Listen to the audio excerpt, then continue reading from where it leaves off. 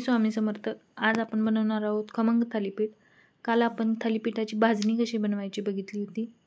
त्या भाजणीपासून आज थालीपीठ बनवणार आहोत.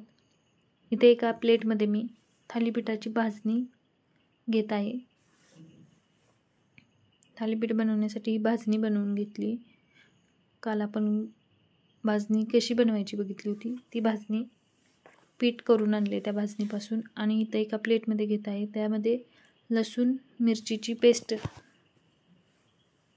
मीठ आणि हळद घालत आहे आणि त्यामध्ये भरपूर अशी कोथिंबीर घालायची आहे.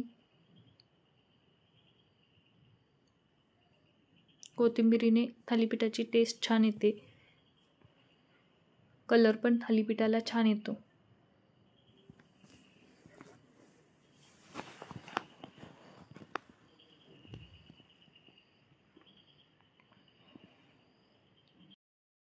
इथे थोडे थोडे पाणी घेऊन मळायचे आहे पीठ. एकदम पाणी ओतायचं नाही, एकदम थोडं थोडं पाणी घ्यायचं आहे. जास्त सैलसर पण मळायचं नाही आणि घट्ट पण मळायचं नाही.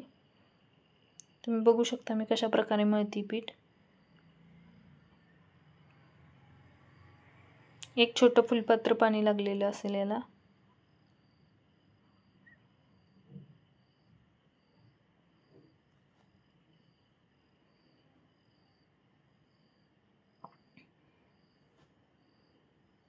तुम्ही बघा लगेच असं घट्टसर हे होतं. छान असं हे पीठ सगळं एकजीव करून घ्यायचं. पीठ जेवढं व्यवस्थित मळाल तेवढं थालीपीठ व्यवस्थित होणार आहे तुमचं.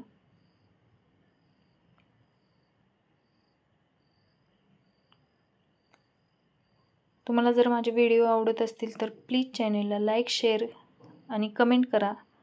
कमेंट करून सांगा तुम्हाला कसे वाटले थालीपीठ. तुम्ही पण नक्की बनवून बघा कसे बनते थालीपीठ हे.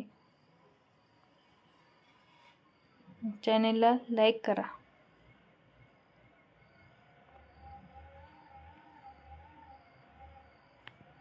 लहान मुलांसाठी पण तुम्ही या भाजणीपासून थालीपीठ बनवू शकता. या भाजणीपासून चकली बनवू शकता. आता याचा मी गोळा बनवून घेते. हा गोळा एका बाउलमध्ये काढून ठेवते. 5 मिनिटांसाठी हा गोळा मी एका बाउलमध्ये ठेवणार आहे. हे बघा किती छान कोथिंबीर याच्यावर दिसत आहे. हा गोळा मी 5 मिनिटांसाठी बाजूला ठेवून देते. तोपर्यंत मी माझी 1 वर्षाची मुलगी आहे तिच्यासाठी मी मिठाचे थालीपीठ बनवून घेते. फक्त मीठ घातलेले आहे तिच्या थालीपीठात. हळद, कोथिंबीर घातली, मिरची घातलेली नाही तिच्या थालीपीठामध्ये. छान असं कपडा रुमाल धुवून घेतला आहे मी. इथे बघू शकता थालीपीठाचा गोळा घेतलेला आहे आणि मी थापून घेत आहे. तुम्ही बघू शकता मी कशा प्रकारे थापते. सर्व बाजूंनी हा गोळा मी थापून घेते. तुम्ही बघा कुठेही जाडसर ठेवायचं नाही, कुठेही पातळ एकदम करायचं नाही. सगळ्या बाजूने एकसारखं थापून घ्यायचं आहे. थोडा थोडा पाण्याचा हात लावून हा गोळा थापून घ्यायचा आहे. छान असं थालीपीठ थापून घ्यायचं. पोळपाट फिरवून थापत आहे मी, म्हणजे सर्व बाजू एकसारख्या होतात.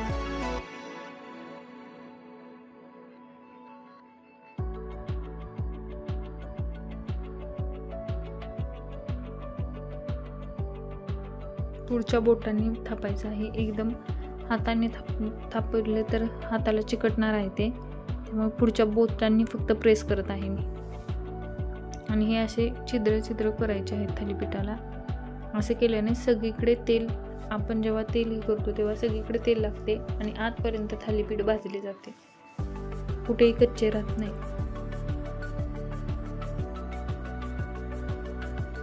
गॅस बारीक केला मी आणि इथं तेल टाकले तव्यात.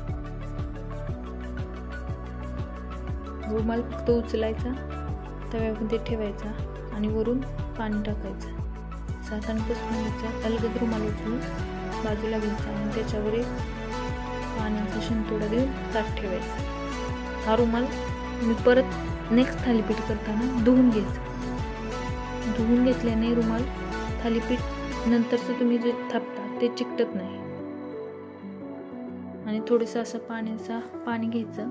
बघू शकता तुम्ही मी कसं घेतले. परत मी एक गोळा करून घेते आणि थापून घेते. ते भाजेपर्यंत इकडं हे दुसरे थालीपीठ थापून घेते.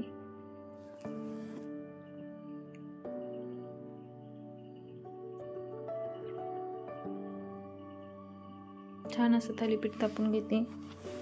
तुम्हाला जर व्हिडिओ आवडत असतील तर प्लीज एक लाईक करा. झाकण काढून घ्यायचं. कडेने थोडंसं तेल घालायचं आणि हे थालीपीठ उलटायचं. श्रावण महिना म्हटलं की थालीपीठ आलं, शनिवार म्हटलं आपण. याच्यासोबत तुम्ही काळ्या घेवड्याची उसळ, दही घालून घेऊन खाऊ शकता. दह्याबरोबर खूपच छान लागते थालीपीठ.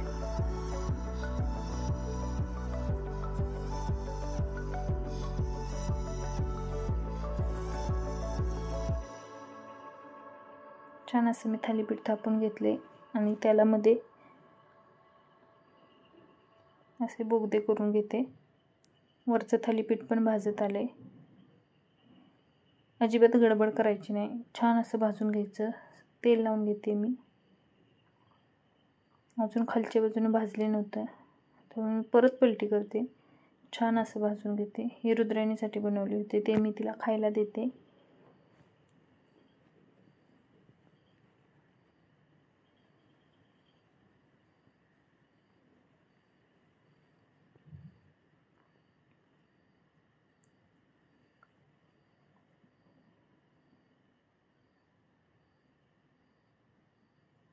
छान असं आता हे थालीपीठ भाजून झालेलं आहे.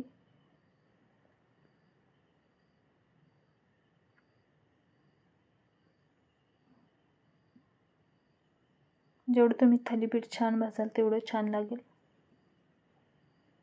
आता हे थालीपीठ मी त्यामध्ये काढून घेते.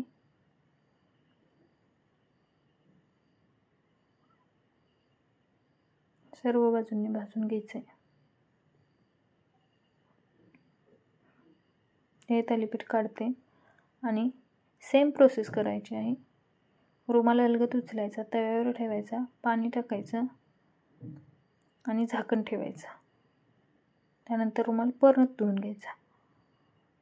असेच माझे नवीन रोज व्हिडिओ बघण्यासाठी चॅनेलला कमेंट करा, लाईक करा, सबस्क्राईब करा आणि असेच माझे व्हिडिओ पाहत राहा. झाकण ठेवून देते आणि छान असं रुमाल धुवून घेतला आणि छान असं थालीपीठ मी एका ताटामध्ये सर्व करते. परत त्यावर पाणी घेते आणि हे थालीपीठ मी सर्व केलेलं आहे. आवडलं असेल तर लाईक करा.